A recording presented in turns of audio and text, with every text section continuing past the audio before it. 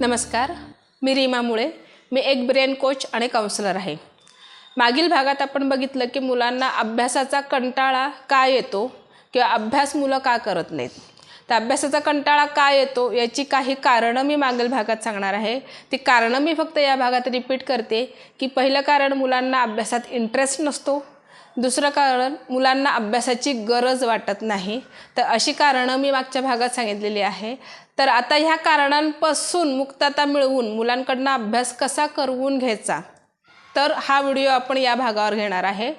तर आता जसं मी सांगितलं की मुलांना अभ्यासात इंटरेस्ट नाही आहे, कारण मेंदूची लिपी ही चित्रलिपी असते आणि अभ्यासामध्ये चित्रलिपी नसते किंवा खूप कमी असते. त्यामुळे मुलांना अभ्यासात इंटरेस्ट येत नाही. तर अभ्यासात इंटरेस्ट येण्यासाठी मुलांना काय करावं की त्यांना तो धडा वाचताना त्यांना ते म्हणजे जी गोष्ट आहे किंवा ज्या धड्यामध्ये कुठलाही धडा असू दे, एक गोष्ट स्वरूप त्याला असतोच. म्हणजे तिथं तो सायन्स असू दे, SST विषय असू दे, मराठी हिंदी असू दे, एक गोष्टीचं स्वरूप त्या धड्याला आणायचं आणि ती गोष्ट मुलांना वाचताना इमॅजिन करायला शिकवायची. सुरुवातीला मुलांना जमणार नाही, त्यामुळे आपण जसं गोष्टीची पुस्तकं मुलांना वाचून दाखवतो की जसं आपण म्हातारी आणि भोपळ्याची जी गोष्ट आहे, तर त्याच्यात जर समजा असं इमॅजिन करा चित्र नाही आहेत, नुसती गोष्ट लिहिली आहेत आणि तुम्ही ते मुलांना जर वाचून दाखवताय तर तुम्ही मुलांना एक्सप्लेन करताना असं सांगू शकता की हे बघ, ही म्हातारी आहे, ही म्हातारी दिसतीये का तुला? आता ही म्हातारी भोपळ्यात बसली आहे, तर ती भोपळ्यात बसलेली दिसली का तुला? तर या पद्धतीने त्यांना इमॅजिनेशन करायला शिकवा. इमॅजिनेशन कसं करायचं हे शिकल्यानंतर ते अभ्यासामध्ये कसं आणायचं हे त्यांना शिकवा. त्यामुळे तुम्ही समोर बसा. पालकांचं खरं हेच चुकतं की अभ्यास करताना मुलं म्हणजे पालक मुलांसमोर बसत नाहीत किंवा मुलं आणि पालक एकत्र बसत नाहीत. तर तुम्ही त्यांचा कंटाळा घालवायचा असेल तर सुरुवातीला मुलांसोबत बसा. त्यांच्यासोबत बसून त्यांना धडा मोठ्यांदी वाचायला सांगा. वाचता वाचता त्यातले पॅराग्राफ्सनुसार त्यांना इमॅजिनेशन करून ती स्टोरी एक चित्ररूपात, इमॅजिनरी रूपात त्यांच्यासमोर येऊ दे. एकदा का ती इमॅजिनरी रूपात आली की पुढचं वाचण्यासाठी पण मुलांना जास्त इंटरेस्ट निर्माण होतो आणि ती स्वतःहून पुढचं वाचायला सुरुवात करतात. आणि ज्या वेळेला इमॅजिन करून तो पूर्ण धडा किंवा ती पूर्ण स्टोरी आपण बघतो, त्यावेळेला त्याची उत्तरंसुद्धा पाठांतर करावी लागत नाही, कारण तो धडा आपल्याला समजलेला असतो. आणि समजलेला असल्यामुळे पाठांतराला वेळ खूप कमी लागतो किंवा समजून घेतलेला असल्यामुळे तिथं काय लिहायचं हे मुलांना आधीच माहिती असतं, उत्तराच्या जागी काय येईल. त्यामुळे इंटरेस्ट निर्माण होईल मुलांना आणि जास्तीत जास्त मुलं तिथं अभ्यास करतील. तर पहिलं मुलांना इंटरेस्ट निर्माण करायचं म्हणजे इमॅजिनेशनमध्ये मुलांना न्यायचं आहे. इमॅजिनेशन नंतर तुम्ही आणखीन काय करू शकता की तुम्ही खेळ स्वरूपात त्यांचा अभ्यास घेऊ शकता. आता खेळ स्वरूपात म्हणलं तर मुलं जर लहान असतील, म्हणजे 4थीच्या आतमध्ये जर मुलं असतील, तर त्यांना तुम्हाला समजा भाषा विषय शिकवायचा आहे किंवा गणित विषय शिकवायचा आहे, तर तुम्ही तुमची कामं करता करता त्यांना तुमच्या जवळ बोलवा किंवा शेजारी बसवा आणि खेळात म्हणजे समजा आता त्यातली काही नावं आहेत, मराठी विषय नावं आहेत किंवा शब्द आहेत, जोड शब्द आहे, समानार्थी शब्द आहे, तर तुमचं काम करता करता त्याला म्हणा चल आपण एक गेम खेळू.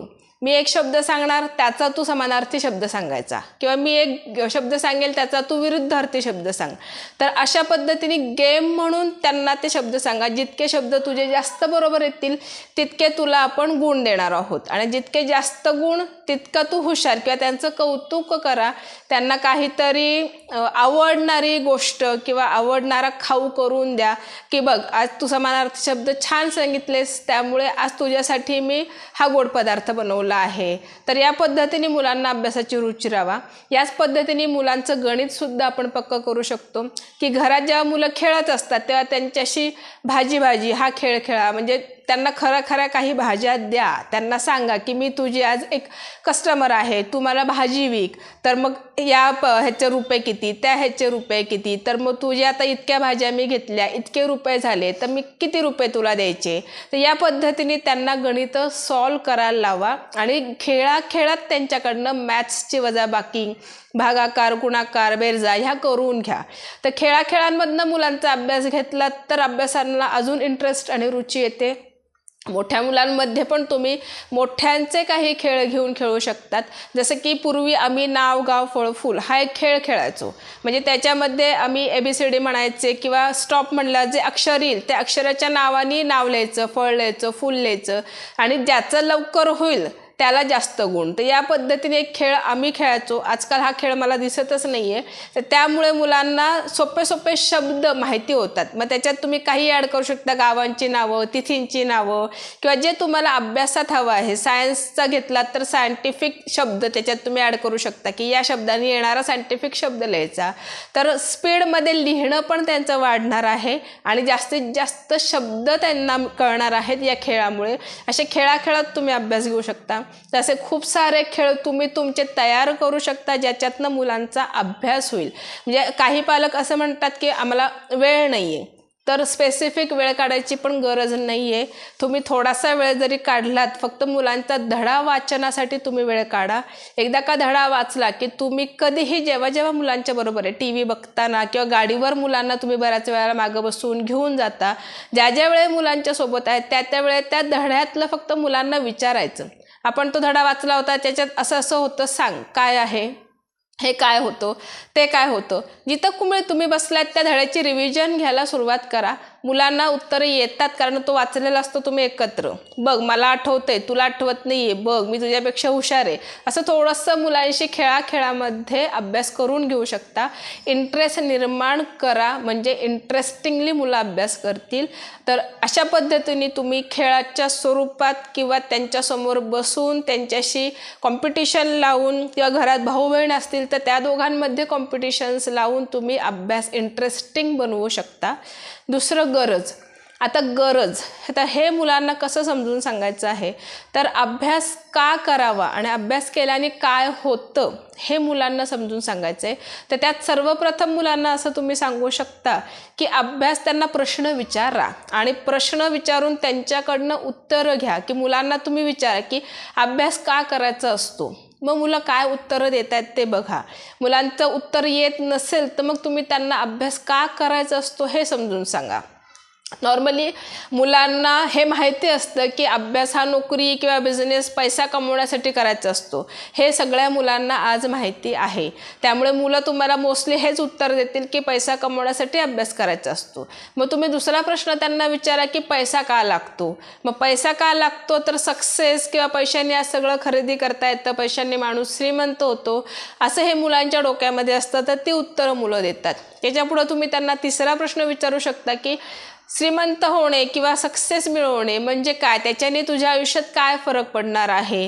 तर ही प्रश्न तुम्ही त्यांना पुढची विचारत जा आणि त्याच्यानंतर सर्वात लास्टला तुम्ही पुन्हा याल की जर तुला हे अचीव करायचं असेल तर तुला अभ्यास करणं गरजेचं आहे. कारण अभ्यासापासून सुरुवात झाली आहे आणि ती अचिव्हमेंट किंवा तो तुझा जो गोल आहे, तुला जे काही बनायचं आहे त्या गोलपर्यंत पोचण्यासाठी मुळातला पाया आहे अभ्यास. आणि अभ्यास जर तू केला नाहीस तर तू तिथपर्यंत पोचशील का हे मुलांना पटवून द्या.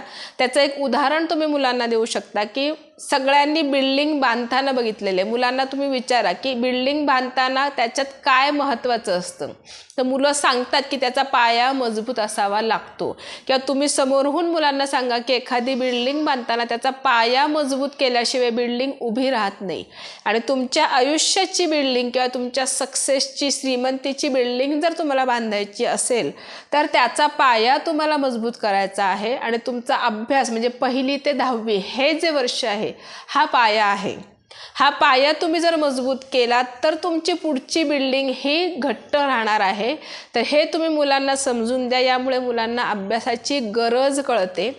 आणि त्यांना तुम्ही असंही सांगू शकता की अभ्यास केला नाहीत तर नुकसान माझं होणार नाही आहे, म्हणजे पालकांचं होणार नाही आहे, शिक्षकांचं होणार नाही आहे, त्यांच्या आजूबाजूच्या लोकांचं होणार नाही आहे. तर नुकसान कोणाचं होणार आहे हे विचारा. मुलं सांगतात की आमचं होणार आहे. त्यामुळे त्यांना तिथं कळतं की नाही केला तर नुकसान आमचं होणार आहे, केला तरी फायदा आमचा होणार आहे. हे त्यांच्याकडनं वदवून घ्या. म्हणजे त्यांच्या मेंदूमध्ये हे जातं की का अभ्यास करायचा किंवा अभ्यासाची गरज काय आहे. आणि हे एकदा सांगून होणार नाही आहे. तुम्ही त्यांना सतत या गोष्टींमध्ये आणा आणि गरजेचा फायदा करून घ्या आणि त्यांना गरज निर्माण करा. त्यामुळे मुलं अभ्यास करायला सुरुवात करतील. म्हणजे तुम्ही समजा अभ्यासाला त्यांना कंटाळा आला तर त्यांची ही जी प्रश्नावली आपली झालेली असते ती तुम्ही त्यांना आठवण करून द्या. बघ, समजा एखाद्या मुलाला डॉक्टर बनायचे, तुला डॉक्टर जर बनायचे, तू आत्ता कंटाळा केला तर डॉक्टर बनणार आहेस का? नाही. तर तुला काय करायचं आहे तुझ्या भविष्यात तू बघ. तर हे त्यांना सतत आठवण करून द्या, त्यांची गरज त्यांना आठवण करून द्या, म्हणजे मुलं अभ्यासाचा कंटाळा करणार नाहीत. तर याप्रमाणे तुम्ही इंटरेस्ट निर्माण करू शकता, गरज त्यांना पटवून देऊ शकता. आणि मागच्या व्हिडिओतही मी सांगितलं होतं की अभ्यासापासून थोडासा त्यांना फ्री वेळ द्या, इतर गोष्टी त्यांना करू द्यात.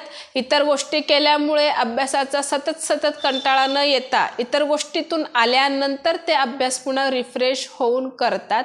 आणि या व्यतिरिक्तही काही सायंटिफिक पद्धती माझ्याकडे आहेत ज्याच्याने अभ्यास आपण खूप सोप्या पद्धतीने मुलांना कसा करावा हे सांगितलेलं आहे. या सायंटिफिक पद्धती जर तुम्हाला जाणून घ्यायच्या असतील तर तुम्ही स्क्रीनवर दिसणाऱ्या माझ्या नंबरवरती कॉल करू शकता. त्या सायंटिफिक पद्धतीची माहिती मी तुम्हाला इंडिव्हिज्युअल देऊ शकते. तुम्ही या नंबरवरती कॉल करा आणि मला या सायंटिफिक पद्धतींबद्दल विचारू शकतात. या पद्धती सोप्या पद्धतीने अभ्यास करण्यासाठी किंवा चित्रलिपीत मुलांना अभ्यास कन्वर्ट करण्यासाठी खूप सोयीस्कर आहेत. तर या पद्धतीची माहिती तुम्हाला इंडिव्हिज्युअल्स कॉलवरती मी देईल. तरी तुम्ही करून बघा, इंटरेस्ट निर्माण करा, गरज निर्माण करा आणि मुलांचा कंटाळा घालवा, म्हणजे मुलं अभ्यासाला लागतील. धन्यवाद.